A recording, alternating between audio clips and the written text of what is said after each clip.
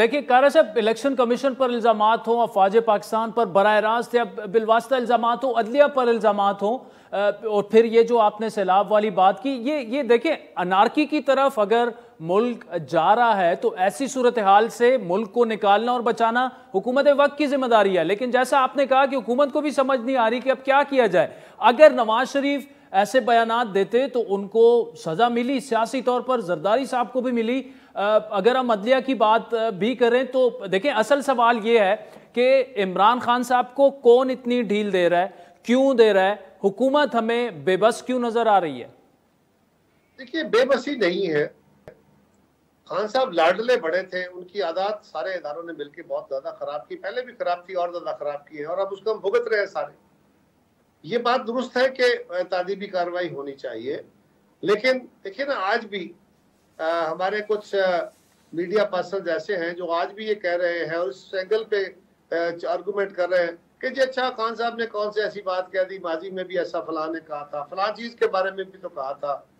एक बयान ऐसा नहीं है, एक जमात ऐसी नहीं है जिसने तसलसल के साथ सारे इदारों के साथ सारे इदारों की तहकीर न की हो, उनको गालियां न दी हो, उनके खिलाफ उनको कन्फ्रंट न किया हो, उनके अंदर तसादम पैदा करने की कोशिश। एक भी खान साहब की न स्पीच ऐसी है और कोई और जमात नहीं है जिसने ये काम किया हो। वो हर वक्त, वो इलेक्शन कमीशन हो, वो अदलिया हो, वो फौज हो, वो सियासी जमातें हो, वो हर एक के दरमियान उनकी यही कैफियत, मीडिया हो। तो आज भी बहुत सारे दोस्त हमारे ये कोशिश कर रहे हैं कि उनको ये साबित किया जाए कि नहीं नहीं नहीं, वो तो बेगुनाह है, वो तो बिल्कुल ऐसा उनका कोई कसूर नहीं है, और उनको नोटिस जो अदालत ने दिया है वो भी बड़ा गलत है।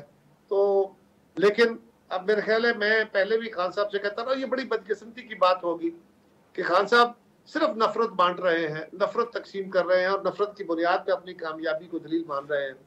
वो एक टेक्निक इस्तेमाल कर रहे हैं जो बहुत खतरनाक है उनके लिए भी और मुल्क के लिए भी। और टेक्निक ये है, मेरी दानिश में, हो सकता है मैं गलत हूँ, मेरी दानिश में उनका तरीकाकार ये है कि वो एक बयान देते हैं, एक गाली देते हैं, एक किसी इदारे पे अटैक करते हैं, और जब अगले दिन उसके मुतसादिम कोई थोड़ा सा पहलू तही करते हैं, नहीं नहीं मेरा मकसद ये नहीं था, उनके जो वकील हैं वो कहना शुरू कर देते हैं, उनके स्पोक्स पर्सन। लेकिन वो अपना जो कहना होता है, मीडिया में डिबेट हो जाता है, रिपोर्ट हो जाता है, सोशल मीडिया पे चल जाता है, उन्होंने जो रजिस्टर करना होता है वो हो गया, उसके बाद उन्होंने यू टर्न ले लिया, और यू टर्न उनकी पॉलिसी है। फिर अगले 2 दिन बाद फिर वो एक और बयान देंगे, उसके बाद उसकी वजाहत आ जाएगी, नहीं नहीं नहीं हमारा मकसद ये कहने का नहीं था, ये था।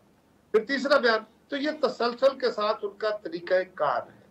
वो मीडिया को इस तरह इस्तेमाल कर रहे हैं कि आपके ऊपर हरफ भी ना आए कि हमने तो विड्रा कर लिया, और देखें लोगों के अंदर रजिस्टर भी कर ले, जो आप कहना चाहते हैं वो कह भी दे।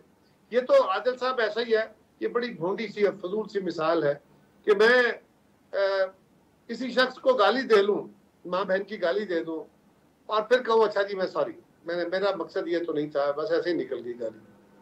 तो जो गाली मैंने दी होती है उससे मैं जिस बंदे की तहकीर खराब करना चाहता हूँ, उसकी तहकीर करना चाहता हूँ, वो तो हो गई, तो डैमेज तो डन हो गया। उसके बाद मैंने कहा, ऐसे ही कुछ सूरत हाल खान साहब की है। लेकिन एक बात भी आदिल बड़ा क्लियर जी है जी कि अगर कोई शख्स, अगर कोई जमात, अगर कोई ग्रोह सिस्टम के लिए, मुआशरों के लिए अपनी जरूरत के तहत दबाव बढ़ाता है, उसका दबाव कबूल होना शुरू हो जाता है, करते करते करते उसको वार्निंग दे दी जाती है, बार बार वार्निंग होती जाती है, अल्टीमेटली वो दबाव बढ़ा, वो समझ रहा होता है मेरे कामयाबी के जीने तय हो रहे हैं, मैं बस जीत रहा हूँ, मैं आगे बढ़ रहा हूँ, और एक लास्ट इलास्टिक लिमिट आ जाती है। उसके बाद या तो पूरे निजाम ने टूट जाना होता है, मुआशरे ने, और या फिर पूरी कुव्वत के साथ उसको रिवर्स करके उस जमात हो, फर्द हो, गिरोह हो, उसको उठा के बाहर फेंक देना होता है। फिर उसका यही इलाज होता है। मुझे इस बात का खदशा है और मुझे अफसोस होगा कि खान साहब के साथ अब यही कॉपी हो जाए।